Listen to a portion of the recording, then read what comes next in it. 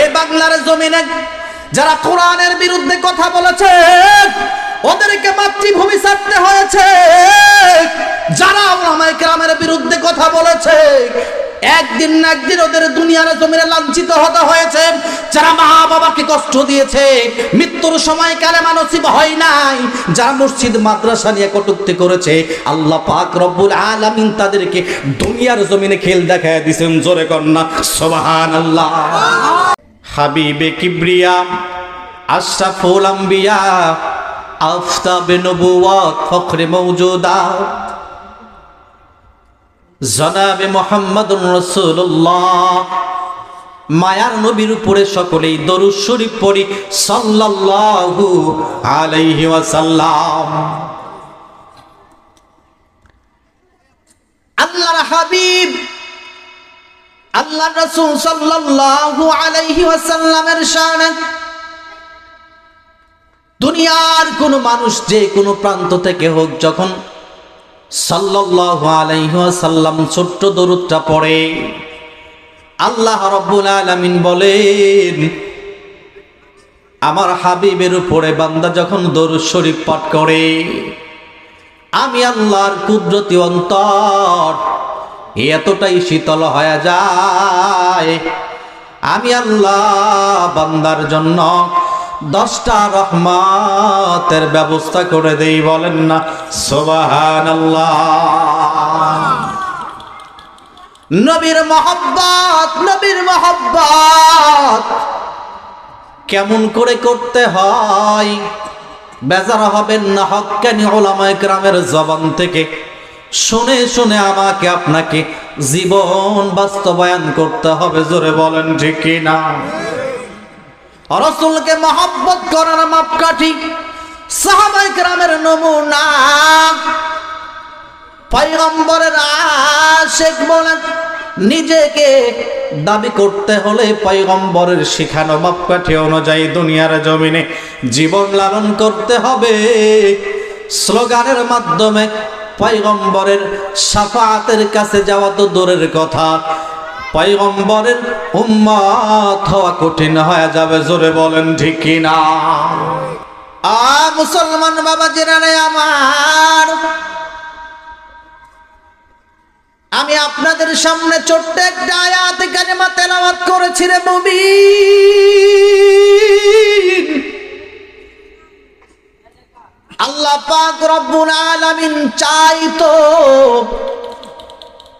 এর সাথে রব্বে কারিমের দেওয়া মেসেজ থেকে ছোট্ট ছোট্ট পঙ্গলিপি থেকে কিছু আপনাদের সামনে যোগ করে অ্যাড করে আলোচনা করতে চাই। রব্বে কারিমের দরবারে নুসরত চাই, সাহায্য চাই। হে মালিক, আজকের এই মাহফিল যেন আয় আল্লাহ আপনার পছন্দের মাহফিল হয়। আয় আল্লাহ, আজকের বয়ান যেন আমার মুসলিম উম্মাহ, আমার মুসলিম সকল ভাই বোনেরা সবাই যেন আমলের নিয়তে আমল করতে পারে এমন কিছু কথা আমি গুনাহগারের জবান থেকে আল্লাহ আপনি বের করে দিয়েন। বলেন আমিন। আয় আল্লাহ, আলোচনাটুকু করতে আয় আল্লাহ সাহস, শক্তি, হিম্মত, ইলম আপনার গায়বী খাজানাত থেকে দাবি রব্বে কারিম আপনি দান করেন। বলেন আমিন। আপনারা যারা শুনতে এসেছেন বড় কষ্ট করে, আল্লাহ তাআলা যেন আপনাদেরকেও আমি গুনাহগারের মতো প্রথমত আমলের নিয়তে সহি তরিকায় হককে হক, বাতিলকে বাতিল রূপে বুঝে আমলের নিয়তে শুনবার, মানবার ধৈর্যের পরিচয়ে শেষ পর্যন্ত বসে থাকবার তৌফিক দান করেন বলে আমি।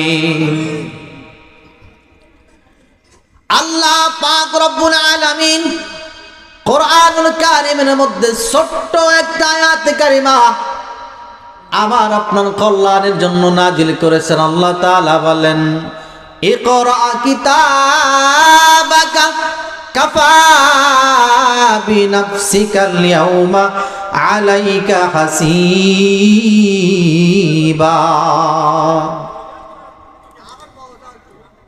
আল্লাহ পাক রব্বুল আলামিন কাল কিয়ামতের ময়দানে বলবেন, ইকরা কিতাবাকাম, আজকে পড়ো তুমি তোমার কিতাব, তুমি তোমার কিতাব আজকে তুমি নিজেই পড়ো। অর্থাৎ হিসাবের খাতাটা আল্লাহ পাক রব্বুল আলামিন আমাকে আপনাকে পড়ার কথা বলবেন। হাফেজ মাওলানা আবু তালেব সাহেব এই ধরনের আলোচনা করতেছিলেন। আমি গোলাম আজকে চিন্তা করলাম আলোচনার ধারাবাহিকতাটা যেন ঠিক থাকে, এই জন্য আমার আলোচনার মন ঘুরাইয়া নিলাম। আলোচনা করার ইচ্ছা ছিল অন্য আলোচনা। আমি চাইলাম আল্লাহর বান্দা আপনাদেরকে অনেকটাই দিল নরম করে রেখেছেন, আমিও চাই আলোচনার ধারাবাহিকতা বজায় রেখে যদি আলোচনা করা যায় আপনাদের এবং আজকে মাহফিল কর্তৃপক্ষ সকলের ফায়দা যাতে বেশি হয়, সেজন্যই চেষ্টা করব। আল্লাহ আপনি সাহায্য করেন, আপনি সাহায্য করেন, বলেন আমিন। ভাই যেরকম আলোচনা করতেছিলেন, অল্প সময় কি আলোচনা করবে, অনেক চমৎকার আলোচনা করেছেন। আমি এইদিকে যে আলোচনার দীর্ঘায়িত করব না, শর্টকাট কিছু আলোচনা, রাত্রি গভীর করা যাবে না। রাত্রি গভীর হয়ে গেলে ফজরের নামাজ যদি কাজা হয়ে যায়, সারা রাত্র কেন সারা জীবন মাহফিল শুনে কোনো লাভ নাই, কোনো লাভ নাই। আল্লাহ তাআলা কাল কিয়ামতের ময়দানে বলবেন, বান্দা পড়ো, আজকে তোমার হিসাবের খাতা তুমি নিজেই পড়ো। আজকে তোমার হিসাবের জন্য তুমি নিজেই যথেষ্ট। তোমার হিসাব গ্রহণকারী হিসাবে, তোমার হিসাব গ্রহণকারী তুমি নিজেই আজকে যথেষ্ট। আওয়াজ করে বলি সুবহানাল্লাহ। আল্লাহ পাক রব্বুল আলামিন যে আয়াতের মাধ্যমে আমাদেরকে সতর্ক করেছেন, আমার আপনার প্রাণ প্রিয় নবী সরকার দু আলম মুহাম্মদুর রাসূলুল্লাহ সাল্লাল্লাহু আলাইহি ওয়াসাল্লামকে কি এই একই আয়াত দিয়ে সতর্ক করা হয়েছিল নাকি আয়াত ভিন্ন ছিল? আওয়াজ করে বলেন। একই আয়াত। কি বলেন? ও মুসলমান, একই আয়াত দিয়ে আল্লাহ পাক রব্বুল আলামিন পয়গম্বর থেকে পর্যন্ত আমাদেরকে সতর্ক করে যাচ্ছেন। কে? আওয়াজ করে বলেন। আল্লাহ স্বয়ং আমাদেরকে সাবধান করে যাচ্ছেন। আল্লাহ পাক রব্বুল আলামিন শুধু আমাদেরকে পর্যন্ত নয়, কিয়ামত পর্যন্ত এই আওয়াজ চলবে। জোরে কন্যা সুবহানাল্লাহ। এই আওয়াজ কিয়ামত পর্যন্ত চলবে। এই আওয়াজ যারা বন্ধ করতে চাইবে, নবীর জমানায় আল্লাহর হাবিব এই আয়াতের উপরে আমল করতে গিয়া মৃত্যুর সময় সন্নিকটে রাসূল যখন বুঝতে পেরেছেন, রাসূল যখন বুঝতে পেরেছেন আমি বিছানা থেকে উঠতে পারি না, বসতেও পারি না, আমার মন বলে কখন যেন এই দুনিয়া ছেড়ে কবর দেশে চলে যেতে হবে আমাকে।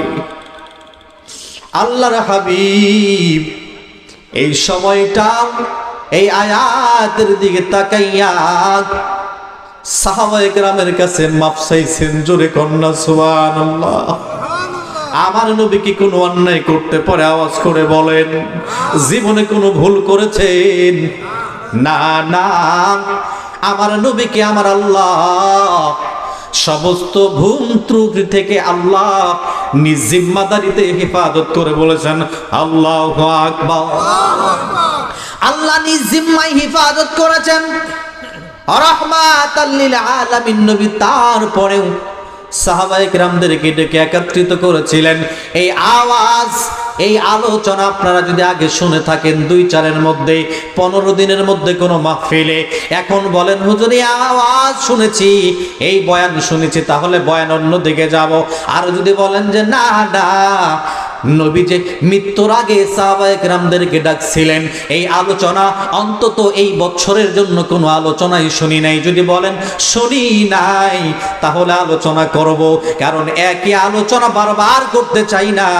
আল্লাহর কালামের মধ্যে এত বিশাল তাৎপর্যময়, এত সুন্দর সুন্দর আলোচনা, আমার মতো মাহাদি হাসান একজন নয়, 2জন নয়, কিয়ামত পর্যন্ত আল্লাহর জমিনে যত মানুষ আসবে, সব মানুষ যদি আয়াতের উপরে এক একটা করে আয়াত গবেষণা করে আলোচনা করতে থাকে, কিয়ামত সংগঠিত হবে, আলোচনা শেষ করতে পারবে না। জোরে বলেন সুবহানাল্লাহ। এজন্য একই আলোচনা বারবার করতে চাই না। ও মুসলমান, বলেন তো সাহাবায়ে কেরামদেরকে ডাকছিলেন, এই আলোচনা এই বছর শুনছেন কি শোনেন নাই? শোনেন নাই? আল্লাহু আকবার বলেন। তাহলে অবশ্যই মনে হইতেছে আপনাদের সামনে আমার জন্য আজকে নতুন আলোচনা। জোরে কন্যা সুবহানাল্লাহ। মুসলমান, অহংকার করে বলছি না, বোঝাবার জন্য বলি। অনেকেই বলবেন হুজুর আপনি কেমন আলোচনা করেন, আপনি কি সব জায়গায় নতুন আলোচনা করেন? বলবো না রে বাবা না, সব জায়গায় যদি নতুন আলোচনা করতে যাই আমার নিজের পুঁজিতে কোলাইব না। মুসলমান, অহংকার করা যাবে না, অহংকার করা যাবে না, অহংকার মুক্ত থাকতে হবে। অহংকার এমন এক সম্পদের নাম, অহংকার এমন একটা সম্পদের নাম, দিলের মধ্যে থাকে, যাকে দেখা যায় না, অনুভব করা যায়, বোঝা যায়, কিন্তু এত মারাত্মক, এত ডেঞ্জারাস এই জিনিসটা। দুনিয়ার সব কিছু যদি এক জায়গায় করে একটা মেসের কাঠি দ্বারা আগুন ধরায় দিলে, অল্প আগুন দ্বারা পড়তে পড়তে যেমন সব লাকড়ি পড়ে সম্ভব, অহংকার এমন একটা জিনিস, এমন এক সম্পদের নাম। আপনার গোটা হায়াতের জিন্দেগি আপনি আমল করেছেন, ইবাদত করেছেন, আপনার ভিতরে যদি অহংকার মাশাআল্লাহ থাকে, আপনার জীবনের সমস্ত আমল বরবাদ হওয়া যথেষ্ট। বলেন নাউযুবিল্লাহ। মুসলমান, বলতেছিলাম এই আয়াতের উপরে আমি আলোচনা করব, আপনি আলোচনা করবেন। দিলের মধ্যে সাহস রাখতে হবে। আপনার এই জমিন থেকে যদি কেউ দাঁড়ায় বলে আলোচনা করা যাবে না, ধরেন ঘুষের আলোচনার দিকে গেলাম, সুদের বয়ান করতে গেলাম, যদি কেউ বলেন হুজুর সুদ বন্ধ করেন, অন্য আলোচনা করেন, আপনারা সবাই মানবেন কি মানবেন না? মানবেন না।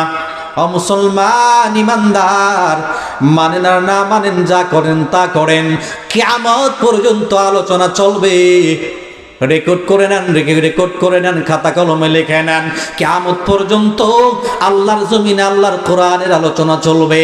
যত যারা বাধা প্রদান করবে, স্বৈরাচার শেখ হাসিনার মতো সর্বশেষ নিজের মাতৃভূমি ছেড়ে পালাইতে বাধ্য হওয়া লাগবে। জোরে বলেন ঠিক কিনা?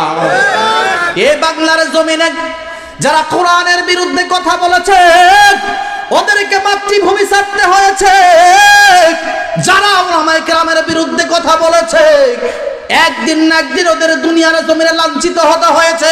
যারা মা বাবাকে কষ্ট দিয়েছে, মৃত্যুর সময় কালেমা নসিব হয় নাই, যারা মসজিদ মাদ্রাসা নিয়ে কটূক্তি করেছে, আল্লাহ পাক রব্বুল আলামিন তাদেরকে দুনিয়ার জমিনে খেল দেখায় দিয়েছেন। জোরে কন্যা সুবহানাল্লাহ। এজন্য বলতেছিলাম মুমিন, আল্লাহ রাব্বুল আলামিন বলেন কাফা বিনাফসিকাল ইয়াউমা আলাইকা হাসিবা। এ বান্দা, আজকে তোমার সামনে তোমার হিসাব দেওয়া হলো, তুমি নিজেই হিসাব করো। তোমার হিসাব গ্রহণকারীর জন্য অন্য কাউকে লাগবে না। মুসলমান, যদি অন্য কাউকে না লাগে, হাতে পায়ে ধরে বলবো রে ভাইজান, যদি কেউ বলেন আমি বুঝি না, আমি বলবো আপনি নাম্বার 1 টপ লেভেলের বাটপারি করার আর জায়গা পান না। জোরে আওয়াজ করে বলেন ঠিক কিনা? দুনিয়ার জমিনের সব বুঝেন, আপনি কোরআন বুঝেন না। দুনিয়ার সব বুঝেন, ওলামায়ে কেরাম কেন বুঝেন না? দুনিয়ার জমিনের এমপি মন্ত্রী বুঝেন, সব বুঝেন, পুলিশ বোঝেন, ডিসি বোঝেন, ওসি বোঝেন, এমপি বোঝেন, কিন্তু ওলামায়ে কেরামদেরকে আপনি চিনেন না। মুসলমান বেজার হবেন না, দুনিয়ার জমিনের কাউকে বুঝে লাভ নাই। দুনিয়ার জমিনে একমাত্র ওলামায়ে কেরামদেরকে চিনলেও লাভ আছে, বুঝলেও লাভ আছে, সম্মান করলেও লাভ আছে, কদর করলেও লাভ আছে। ওলামায়ে কেরামের লাশ টানলেও লাভ আছে, ওলামায়ে কেরামের জুতা টানলেও লাভ আছে। জোরে বলেন ঠিক কিনা?